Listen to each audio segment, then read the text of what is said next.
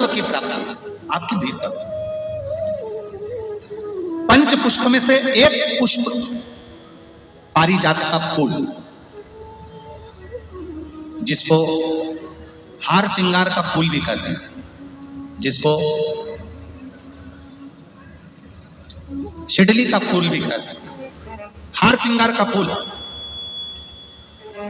ऊपर से सफेद, नीचे जो उसकी डंडी होती है वो थोड़ी नारंगी होती है, संतरे के कलर की होती है, नारंगी कलर। महाराज रात्रि में खिलने वाला ये फूल, रात्रि में जो फूल खिलता है ये पारिजात का, और हार श्रृंगार का जो ये पुष्प है, जिसको हार श्रृंगार भी कहते हैं, पारिजात भी कहते हैं, और कहीं कहीं इसको शिडली का पुष्प भी कहते हैं। ऊपर से सफेद होता है, नीचे उसकी जो डंडी होती है वो नारंगी कलर की होती है। शिव महापुराण का चरित्र कह रहा है,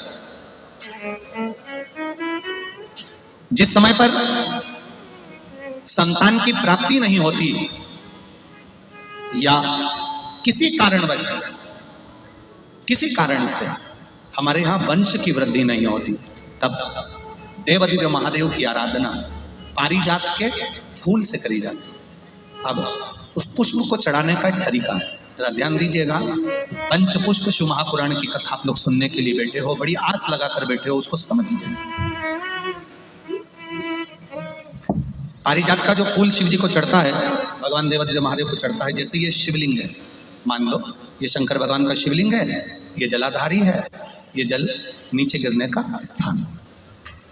आप लोगों ने पहले कथा सुनी है ना सबने, आपको सबको मालूम होगा। राइट में गणेश जी का स्थान, लेफ्ट में कार्तिकेय का स्थान, बीच में अशोक सुंदरी की जगह। जहां पर ये शिवलिंग रखा है वो माता पार्वती जी का हस्त कमल, शिवलिंग के रूप में, शंकर भगवान के रूप में ये शिवलिंग है। ऊपर से जो एक एक बूंद जलाधारी नीचे गिरती है वो शंकर भगवान की 5 लड़कियां, जया, विषहरा, शामली बारी, दौतली और देव, ये शंकर जी की 5 बेटियां। वंश वृद्धि के लिए, कार्य सिद्धि के लिए, वैभव प्राप्ति के लिए, या अपने हृदय की सुख समृद्धि के लिए, संतान प्राप्ति के लिए पारिजात हार श्रृंगार के फूल की शिव जी को आराधना होती है।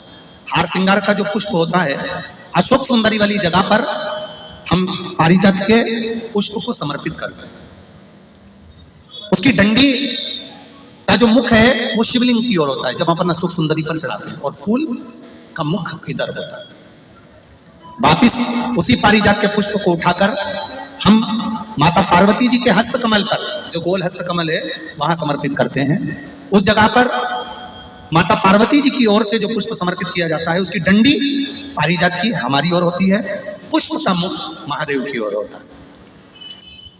तीसरी जगह जब हम पारिजात के पुष्प को अशोक सुंदरी पे से उठाकर जननी के हस्त कमल पर रखते हैं, हस्त कमल पे से उठाकर देवादिदेव महादेव के शिवलिंग पर रखते हैं, उस समय पर पारिजात के पुष्प की डंडी शिवलिंग के ऊपर होती है और फूल का मुख अपनी ओर होता है। इस जगह पर पारिजात के पुष्प की डंडी के केसर से ही महादेव को त्रिपुंड लगाया जाता है और महादेव से प्रार्थना करी जाती है। अब पारिजात के फूल का केसर कैसे बनाना है वो भी एक बार आप लोग अच्छे से समझे। जैसे मान लो अभी पारिजात का तो फूल यहाँ पर नहीं है, पर आप टीवी पर दर्शन कर रहे होंगे। पारिजात पुष्प की जो पीछे की डंडी होती है, फूल सफेद और पीछे जो डंडी होती है नारंगी कलर की, केसरिया कलर की, उसको तोड़ लिया जाता है।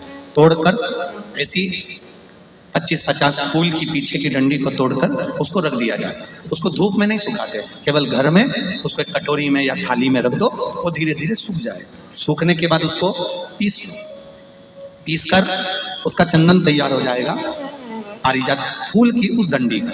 और जिस समय वंश के लिए, सिद्धि के लिए, कार्य सिद्धि के लिए या वैभव प्राप्ति के लिए हम पारिजात का पुष्प देवादिदेव महादेव को समर्पित करते हैं, उस समय इसी को पानी में घोलकर देवादिदेव महादेव को जब आप लगाएंगे तो जैसे केसर घुलती है, केसर का जैसे कलर होता है, केसर जैसी सुगंध करती है, वैसे की वैसे ही ये पारिजात की जो डंडी आप लोगों ने सुखाई है, वही डंडी का जो चंदन बनाया है, शिव जी को लेपन करा है, उस समय पर अपने हृदय की बात आपने जो देवादिदेव महादेव को कही है, बस वही सुगंध हमारे जीवन में आना प्रारंभ हो जाती है। वो पारिजात हार श्रृंगार।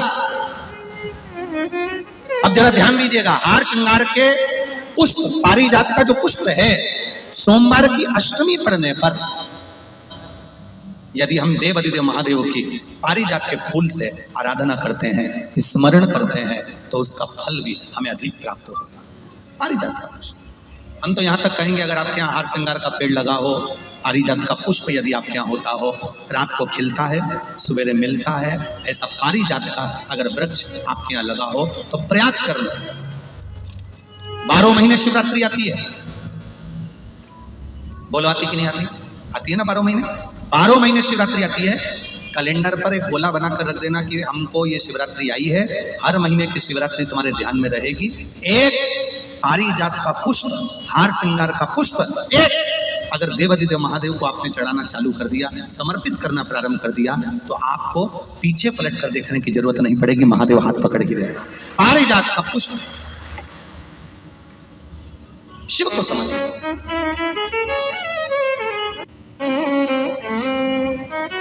सफेद कलर का पुष्प है, आप टीवी पर दर्शन कर रहे होंगे। केसरिया कलर की, नारंगी कलर की उसकी डंडी है, भगवान शिव को समर्पित।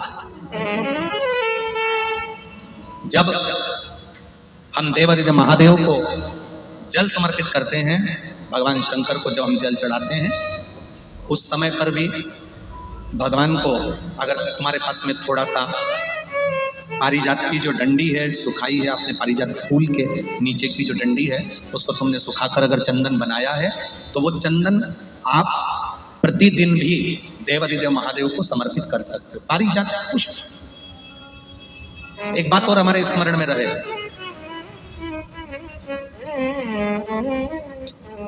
भगवान शिव को जो ये 5 तरह के पुष्प समर्पित करे जाते हैं, इन पुष्पों की डंडी जो पीछे लगी होती है, इसको तोड़ा नहीं जाता शिव जी को चढ़ाते समय। इसका स्मरण आपको। 3 शिवालय ऐसे हैं जहां पर पारिजात के पुष्प को समर्पित कर देने से, भगवान शंकर को अगर पारिजात का पुष्प समर्पित किया जाता है तो मनवांचित फल की प्राप्ति होती है।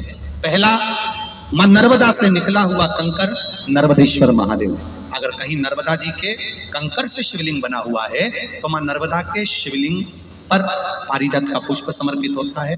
दूसरा, जो शिवालय एकांत में हो, एकांतेश्वर महादेव, जो एकांत में बैठे हो, भले ओटले पर बैठे हो, अकेले बैठे हो, एकांत में बैठे हो, वो एकांतेश्वर महादेव पर भी पारिजात का पुष्प समर्पित कर देने से, अगर कोई अदालत का कोर्ट केस होता है तो बाबा देवादिदेव महादेव का मात्र पारिजात पुष्प का स्मरण या उसको समर्पित कर देने से भी फल की प्राप्ति होती है। तीसरा, ऐसा शिवालय जो नदी के तट पर हो, सरोवर के तट पर हो, कुंड के तट पर हो, बावड़ी के तट पर हो, कुएं के तट पर हो।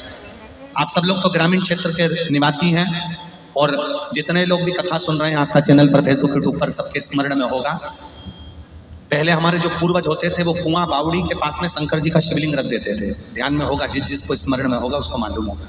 शिवलिंग लाते थे और जहां कुआं होता था, बावड़ी होता था, तालाब होता था, नदी होती थी, उसके तट पर, उसके पास में शिवलिंग रख देते। कारण क्या है? किसी जलाशय, कुआं, बावड़ी, तालाब, नदी, सरोवर, इसके पास में जो शिवलिंग होता है, उस शिवलिंग को बहुत सिद्ध करने की जरूरत नहीं होती। स्वयं गंगा मैया उस कुंड बावड़ी के रूप में रहकर शिवलिंग को सिद्ध कर देती है और वहां स्वयं विराजमान हो जाती है महाराज।